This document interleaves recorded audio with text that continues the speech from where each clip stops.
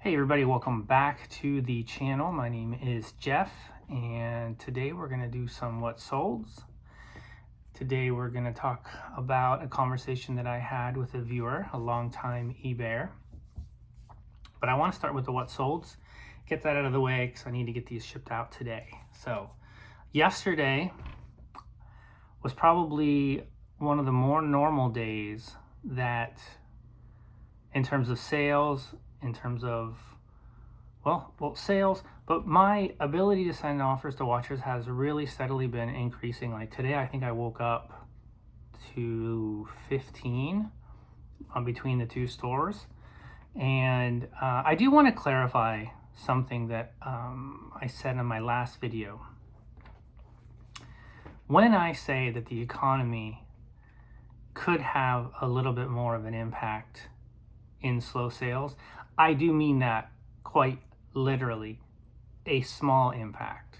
It's not the majority of the reason why everybody's sales are in the tank. It is a small portion, and I'm basing that off of my own personal experience of my pricing, what seems to be working in terms of lowering through markdown sales and sending offers and comping things. When somebody like declines a counter, then I'll go out and I'll double check and I'll make sure my price is in alignment. And I'm totally guilty of needing to adjust my prices. But you know, when you have a store, when you have as many items as I do, it does take time to do that. You know, I want to still be listing things. And yeah, it's just, you know, eBay is just a continual work in progress.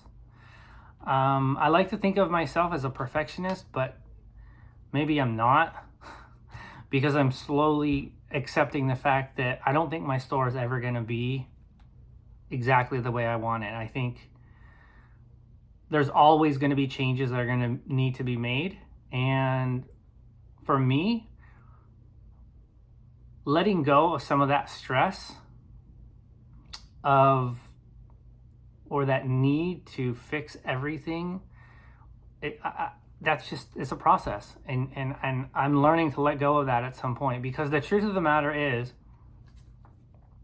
there's so many things that we can't control in this business, and we can fix everything. And I think this is part of also what's driving everybody so crazy about all the mind space that we're jumping through hoops and giving our mind space to, trying to figure out how to make sales, is that we can make changes and we can do this, we can do that, fix our listings, fix our item specifics. And it's like the next update, or, you know, an update or two from now, there's just going to be something new, some other hoop that we have to jump through.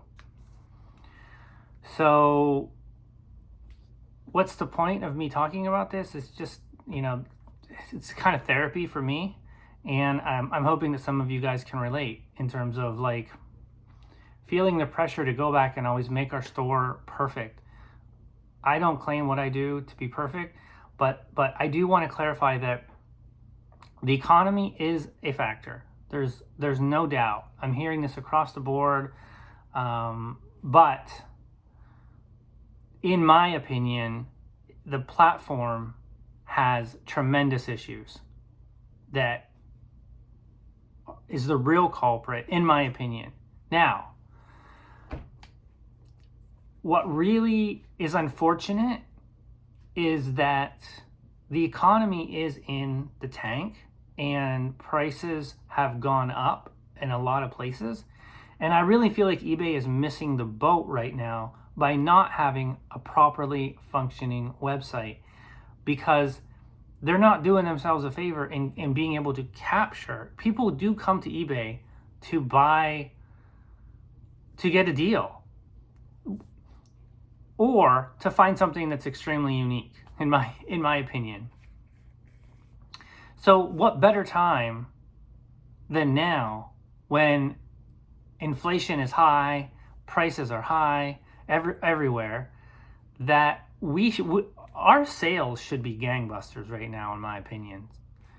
And that's unfortunate. So I would say the economy is maybe 15% of kind of all of this. I would say a good 85% of it is the platform and the issues and the AI and the promoted listings and like all the perfect storm that I've talked about for the past couple months, that, and it's putting pressure on us, and we're feeling the need to lower our prices even more to try to compensate for low sales, which is, again, eBay shooting itself in the foot, because if we didn't have to lower our prices so much just to make sales, just to create some income, eBay could be getting a higher percentage of, you know, the cost of what we would sell our items for at a higher price if we didn't have to lower our prices so much. I hope that makes sense.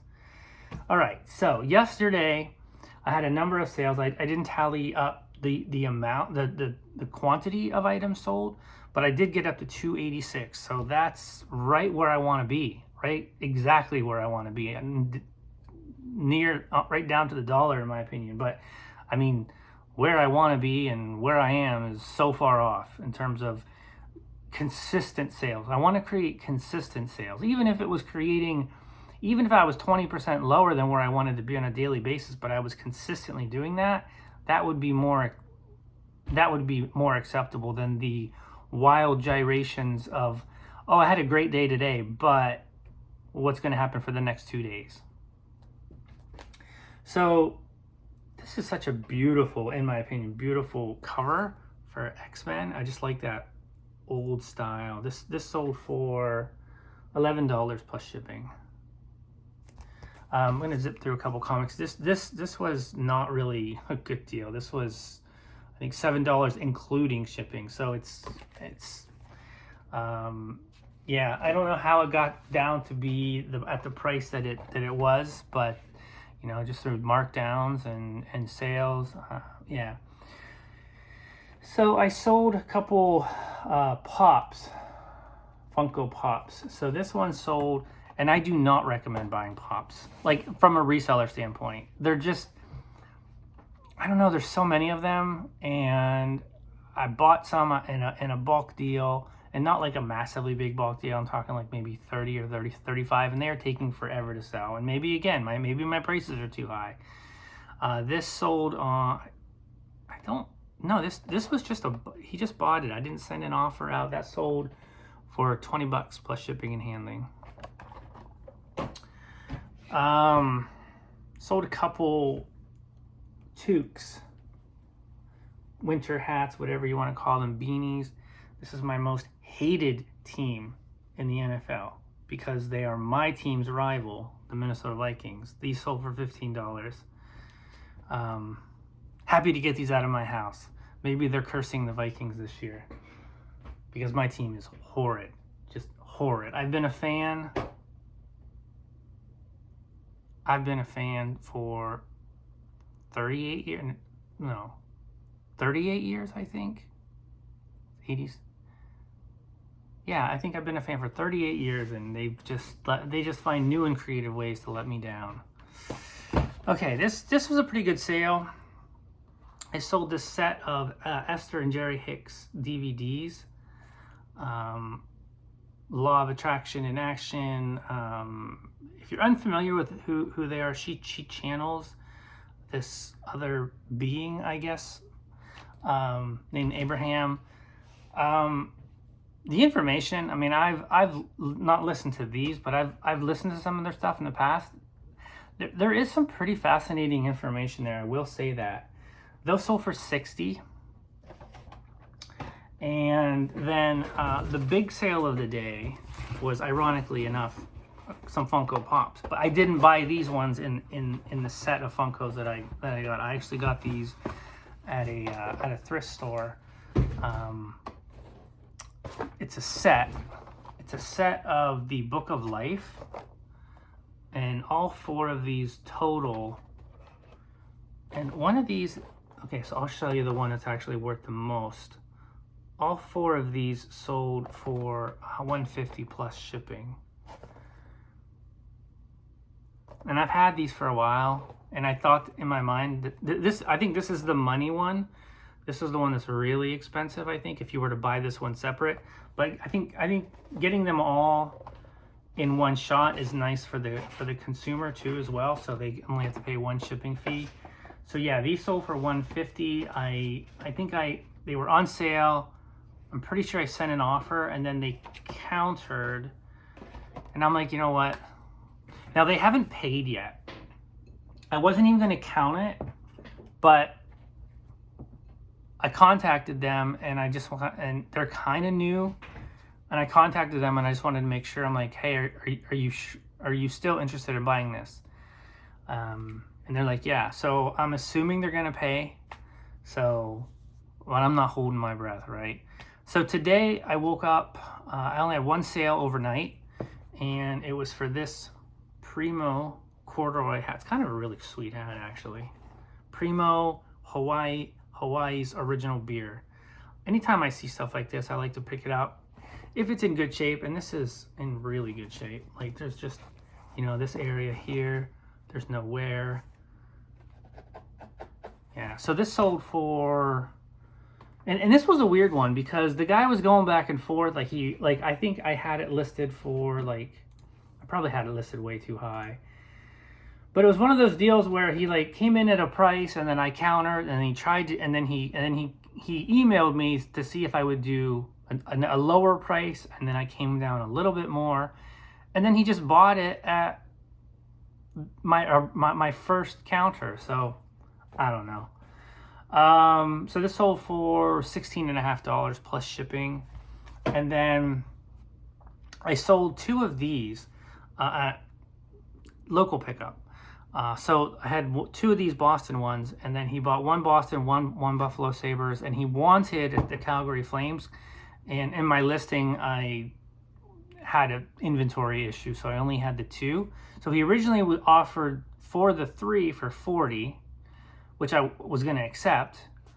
And then I was going through and realized that I only had two of them, so I cut him a deal. I'm like, hey, sorry, I only have two. I'll sell you those two for $25. So I gave him a little bit of a discount just because I felt bad because it was my mistake. But I mean, these are on eBay. I have a number of different ones that so people can kind of mix and match and buy. It's great for people who are looking to fill their collection. But I'm always happy, if I can sell these, and I pretty much got a very comparable price local. It would have been exactly spot on if I would have been able to sell the three for $40. But I'm okay. I'm okay not having to ship these and taking a sale off of eBay. I'm good. I'm happy with that. So only two sales today. It's early. It's only 11:30. I'm going to get these packaged, and then I'll come back and finish this video. Hey guys, good news. I'm officially a grandfather now. The baby was born last night. I just got wind of it now. Got to see the baby. But you want to know something that's crazy? And I don't dream a lot, but I had a dream last night about the baby, and I don't remember much about it, but I remember looking at the baby and trying to figure out, does it look more like the mom or more like the dad? That's all I remember in my dream. And having seen the baby, it looked exactly like it did in my dream. I just thought that was pretty strange. So I got everything packed out. I had another eBay sale. The guy bought two buttons today. So this one, now this is just a weird example of, so my title is Sink or Survive, Committee for Independent Canada, 3-inch button political. There's nothing special about that title. There's nothing really even that targeted in that title, and yet somebody found that. Now it could have been, so he bought this one for $9 and this one for $15, Feminist Party of Canada. Now it could have been maybe he went in and bought this and then he shopped around, so maybe he never would have found this. And he is a returning customer, so there's that. So it's possible that he's just bought from me before, favorited my store, and came in. And so that's another although they were sold by promoted listings. Although that doesn't mean anything because he could have shopped with me within the last month. I don't know. I'm just talking aloud. So yeah, these sold for $24 plus shipping. And I do have another local sale coming, basically just for like a lot of old self-help books that no longer, they're just collecting dust, and I want to clear some space out. Those are selling for $35. All right, so I want to get into a little bit about the conversation that I had. I'm just going to kind of read some things that she felt was worth mentioning to you guys so you can compare and contrast. Now, these are her experiences. These are, her insights. And one in particular really caught my eye and made me think about something. So I'm going to start off with that one. I'm not going to make you wait. So a while ago, she was on the phone with eBay, and she was having a conversation about deleting and sell similar. And again, this is all hearsay. This is all from what she's telling me and me telling you. But the point of this is, if you begin to start hearing a number of different things from different sources, and then you can take that information and form good, knowledgeable opinions on that, right? So basically, the agent told her that you shouldn't delete and sell similar. Now, I know that I have been told by agents to delete and sell similar, to refresh your listings. And it's a very common practice. And it works to some degree sometimes. It was more effective in the past than it is now. But the way this viewer explained it to me was, it was almost as if the eBay rep slipped in saying that when you do that, you get a little bit of a ding on your account or a defect. And maybe there's different levels of defects on that back end that we don't know about. So she was like, well, because the agent was saying you should let it expire. And she's like, well, how do I let it expire? It just automatically renews. And so what she tends to do is she'll sort her listings by ending soonest. And even though it's not ending, it's the ending of the 30-day period before it kind of renews. And so she no longer deletes and sells similar. She just leaves it up there like that. And then she'll go in, and when she sees something has 0 views and there are more requests for item specifics, she'll go in and she'll try to update the item specifics or do something to make the listing more appealing. Now, she has 900 items in her store, so it's a little more manageable than, say, for me to do that.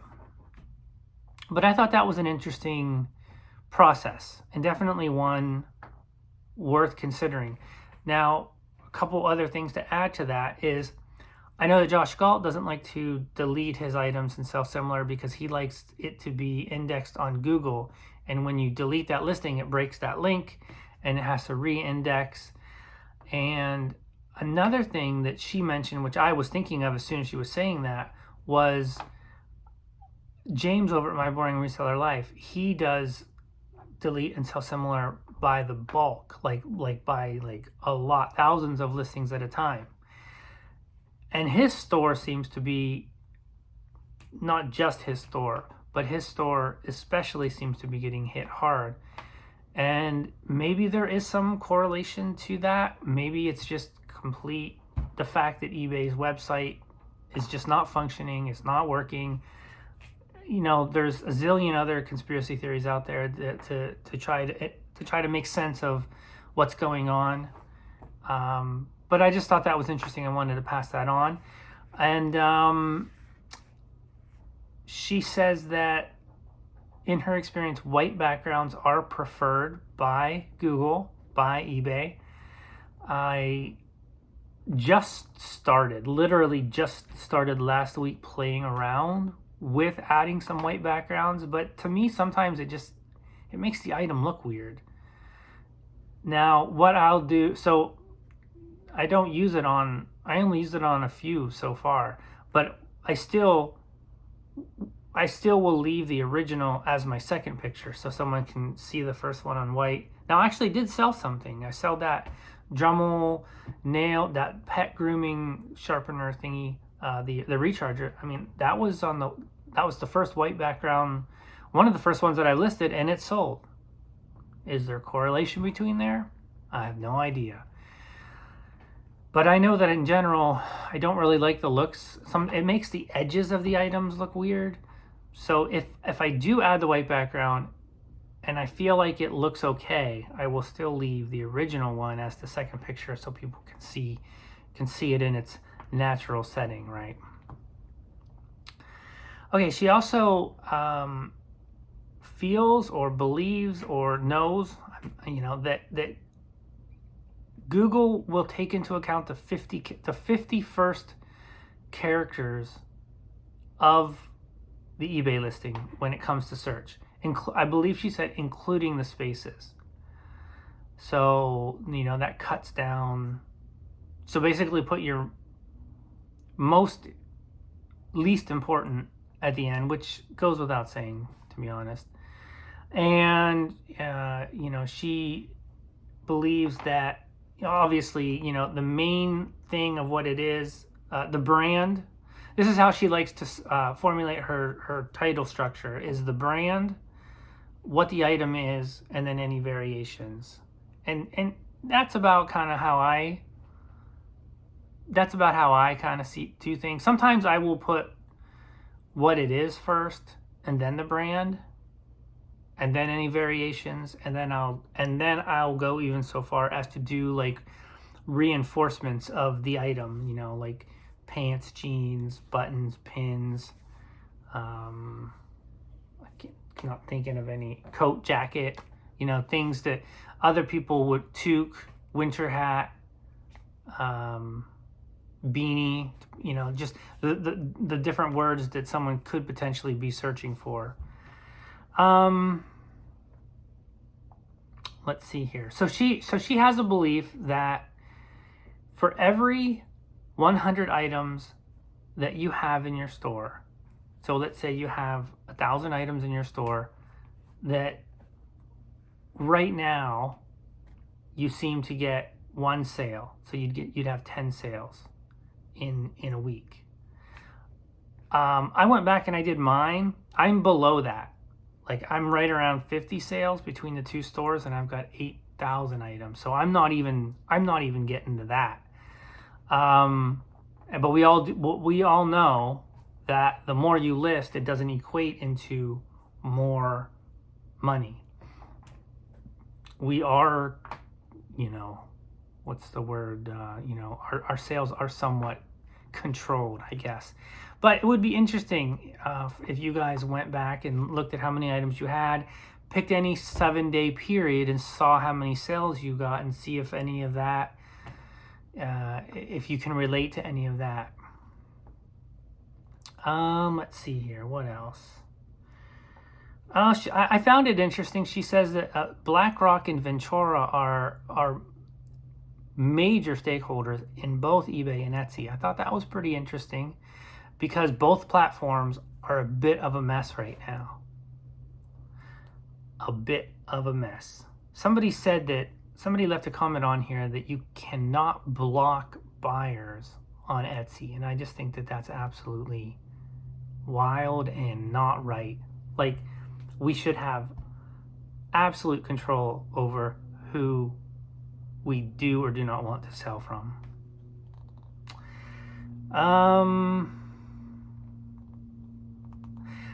This was interesting. And this is interesting because this is regarding promoted listings. She doesn't know how she knows this. She just either through her own experiences, but she says it takes about 30 days to free yourself from the promoted listings. Meaning, if you're promoting and you stop your sales might suck for a while, for maybe up to 30 days. And after that, you're kind of out of, let's just say, the matrix. You're out of the matrix. And your sales will, in theory, get better. I don't know if that's true. I think it's an interesting concept. I was just watching James yesterday, and he's doing a thing where he's going on vacation in November, and he's shutting off his promoted listings, and he's encouraging people to, basically start a movement. I mean, I could get behind that, actually. Basically, if everybody stopped using promoted listings, it could be a good test. Stop it. He says he's going to not do it for for the whole month of November. That would be 30 days. That would be interesting to see what happens at the end of that. If the movement could gain enough traction, I mean, I only promote at 2 or 3% anyhow. So I mean, I would be down for that. But it's scary. It's scary because I'm seeing decent sales right now. So let's say my sales continue to be strong up until November 1st. I would be in a dilemma. I would be in a dilemma to know whether or not I would want to make that change. And that's where eBay gets you with promoted listings. They've introduced this added concept, this extra strategy that we can pay for, but given that so many of my items are just weird, obscure items, I don't even know if it makes sense for me, to be honest with you. I feel like about half of my items, I actually do get a fair amount of organic traffic. I need to think about that, but I did want to support James with that by letting you guys know that he is trying to start a movement, which I applaud, because if enough people got behind that would definitely eat into their earnings. It wouldn't eat into their third quarter, it would eat into their fourth. All right, guys, sorry about that. My sister-in-law was checking in on me, making sure I'm still alive. So another thing that we kind of have to deal with right now is making our listings AI friendly. That means item specifics, and there's an AI learning curve, and there's a seller learning curve. And I think to some degree there also is a buyer learning curve here when it comes to being able to search and find. I posed this question the other day: how is the buyer experience changing? Now, I can't really say for that because I don't really buy a lot on eBay, to be honest. I'm overwhelmed with inventory right now. In fact, a couple weeks ago, I shared with you guys an experience that I had with a local sale. A guy bought something off me, and it turns out that he had some comics for sale. And last night, he ended up bringing them over, and I picked them up. So if you could see my space right now, wow. Let's just say comics are everywhere right now. And that's another advantage to selling locally, as you engage with people and you can potentially find things that aren't really on the market. And he has more. So, I gave him a fair price. I haven't even gone through them all yet. I saw enough in there with what he was asking that it was more than worth it. And, let's see what else he has, right? So yeah, and meanwhile, so through these learning curves, and I know I've read this comment about how AI doesn't take this long. I just remembered one other thing that she said that kind of piqued my interest, because it was kind of like, So those times where you're not getting any sales, and then all of a sudden you get a flurry of sales. Some people chalk that up to the sales being cached, and then it's kind of like the system catching up and kind of just, we're getting the notifications all at once. Because there's no way that just suddenly buyers are deciding to buy, right? Well, she has a theory, and this, this is a borderline conspiracy theory, but it is a theory, and it kind of makes a little bit of sense. So let's just say let's just say that there's something wrong with eBay's website. There is something wrong with their website. But let's just say that whatever eBay is doing, and we don't know what they're doing, they're tinkering with the website, trying to fix it. Maybe they're, like I said, we've all talked about how our accounts can be throttled or, caps put on them. So her theory was that whatever systems are in place, like it's almost like normally that we're seeing right now, slow sales, no sales, few offers, and I can, like I said, I can attest that my store seems to be improving, but the overwhelming majority from the channels that I watch, that's not the case. And I'm not doing anything special. In fact, I do a lot of things wrong. So I don't know why I'm getting sales, to be honest with you. But her theory is that when they turn off whatever is turned on now, so they can go in and fix the thing. So think of it as like you got to shut the motor off to go in and work on the motor, right? So when they shut down the motor, that is Cassini, whatever changes that they've done since April are kind of paused. And then maybe we get a flurry of sales because maybe it reverts back to the way eBay was. So maybe we are getting a flurry of sales in a short amount of time because the site's kind of back to the way it was. I thought that was a really fascinating concept.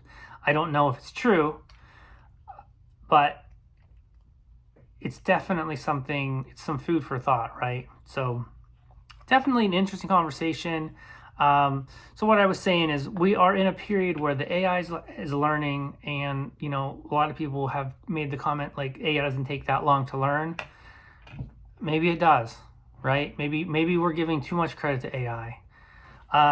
Seller learning curve, trying to it's like a selling learning curve and a selling guessing curve, right? That's why I am trying not to make too many changes right now, because I don't want to just make changes to make changes and then have to make more changes. And in the meantime, we're kind of like losing our minds dealing with this. I know so many people are just like so tired of just the mind space that this whole thing is taking up. Like we just want to work. Like honestly, being a reseller is hard enough. Being a detective, trying to figure out, it's like a chess game with eBay. It's like trying to figure out, what do we have to do to make sales? Where, we just want to go about our day, and that's hard enough. So let me know if any of this stuff resonates with you, if you agree with it, if you disagree with it, if you have any further conversation to add to keep the dialogue going. That would be greatly appreciated. Peace and blessings to you guys. Feed that YouTube algo. If you haven't subscribed by now and you're still here, consider subscribing. That would be great. And we will see you soon. Hey, I forgot one thing that I actually think is kind of important to kind of get feedback from the crowd. Is the viewer also mentioned that AI is going in and adding item specifics to listings. I can't say that I've noticed it. That doesn't mean it's not the case. And I just wondered if anybody else out there had noticed that item specifics were being added to your listings without you having done so. So I know for me, a lot of times I'm selling similar, and it would have been very easy for me to go in and miss and change an item specific. So for me to go in and look at my listings and see if there are things that are not supposed to be in there, there's probably lots of things that are not supposed to be in there. So yeah, let me know if I didn't want to wait for this to be on the next video, so I wanted to stop the video uploading and ask and share that with you guys. All right, later.